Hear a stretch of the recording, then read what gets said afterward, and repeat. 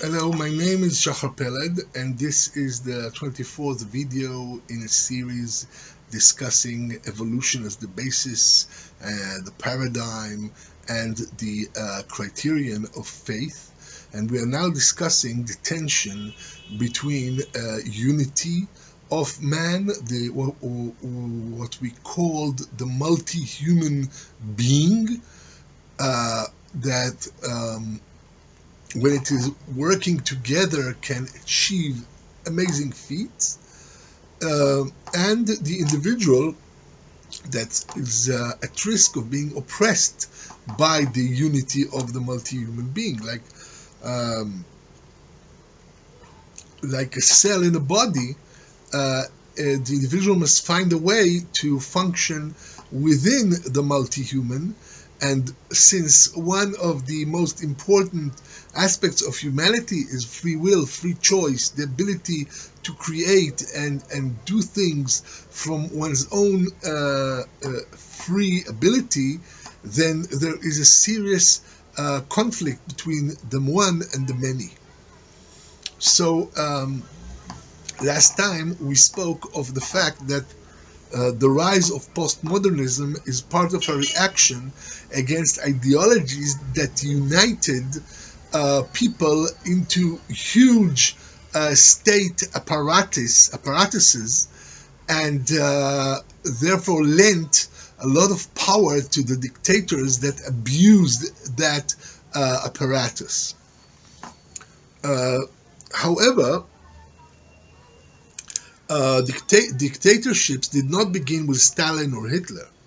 The pharaohs, the sultans, Caesars, and other abusers of power have exploited the mechanisms of civilization in order to oppress their subjects.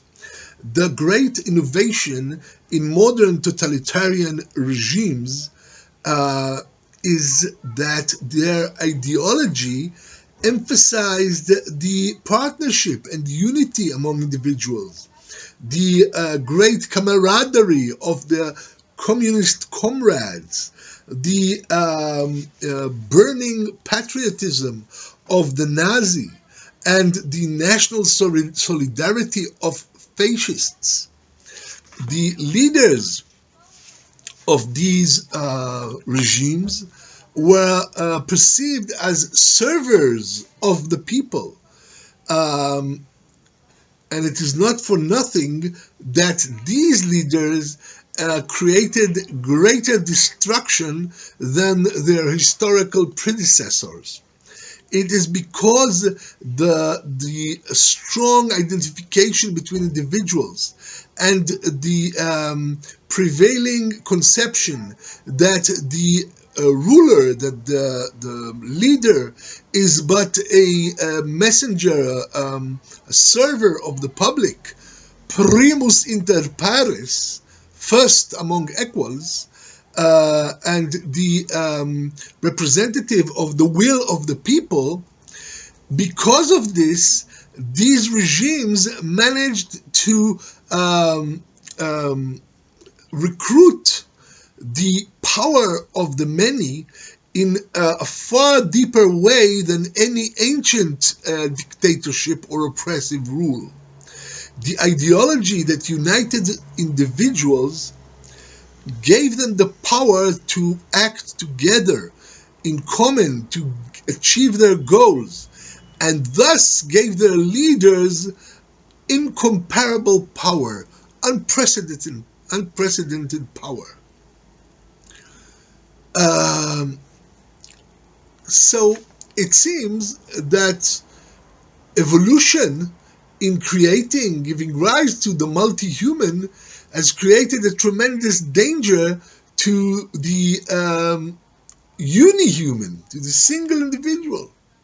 Yet evolution has raised up the human individual in such a way that it can never disassociate itself from culture, from civilization, from the surrounding mass of other people who together create the culture, the language, the knowledge that the individual requires in order to grow and develop fully.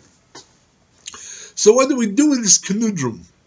So first, let's take a look at the historical development and the evolution of the human species after it evolved into a place that society takes precedence as the evolutionary force.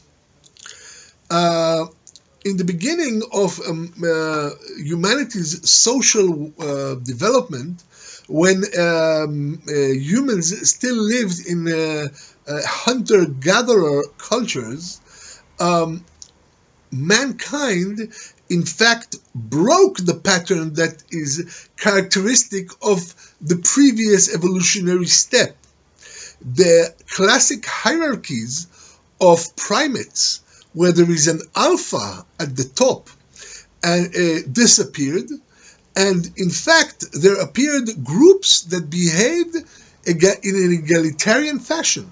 The most ancient hunter-gatherers are not totalitarian, are not centralized. They are egalitarian.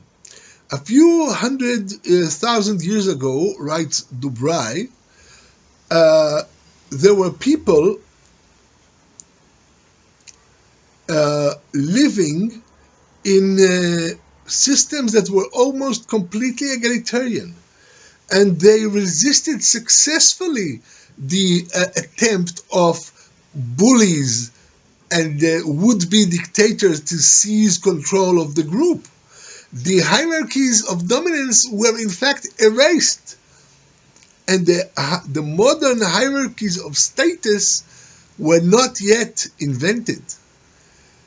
Homo erectus, Homo heidelbergis, and Homo neanderthalis do not or did not have alpha males, but they did not even have a chief, a priest, or a president. They were gatherings of elders. The group itself became the main focus of control, and it stopped the attempts of individuals to take over the group.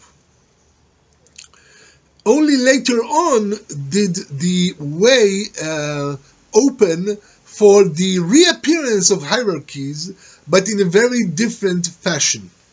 So this is an important point. Although you can find similarities between human hierarchies with the leader and all the people obeying the leader on top, and like say primate societies where there is an alpha male, or wolves where there is an alpha male, an alpha leader, there's also an alpha female. So this is different. Humanity is very different from primates, because we had a cession or a secession from primatehood, from the original order of these groups of mammals, and became egalitarian, because the first step was that hunter-gatherers shared all their food, hunted together, they were all equal, and if anyone wanted to take control of something, to seize control for himself, then he was rejected by the group. The group stopped him. Stop, we're all equals here, so don't make this big fuss. And only later, as we shall see, they developed again the hierarchy, but it's something completely different. It's nothing to do with the primates. It's a new human development.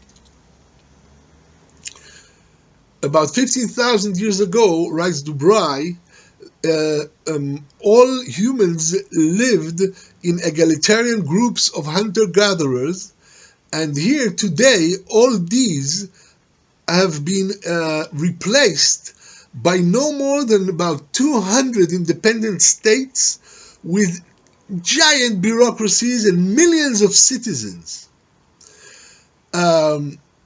Since power is always in the hands of the governed, said Hume, the basis for all government, all control, is the opinion and views of the people being subjected to the control and their consent.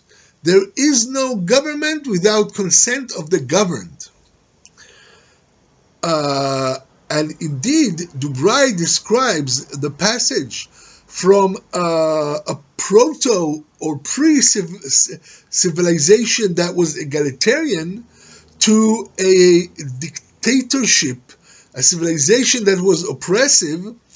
And Dubray claims that this shift from pre-civilization to civilization, where we call pre-civilization those hunter-gatherers that were egalitarian, and then when civilization erupts, like Egypt, ancient Babylonia, we see a very, very strong, oppressive, centralized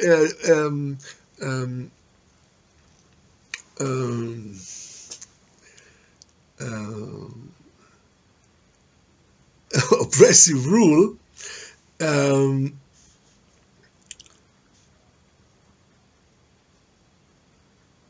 Dubray states that this shift arises from the very abilities, the very characteristics of public cooperation that enabled egalitarianism, but now changed their focus as social complexity became greater.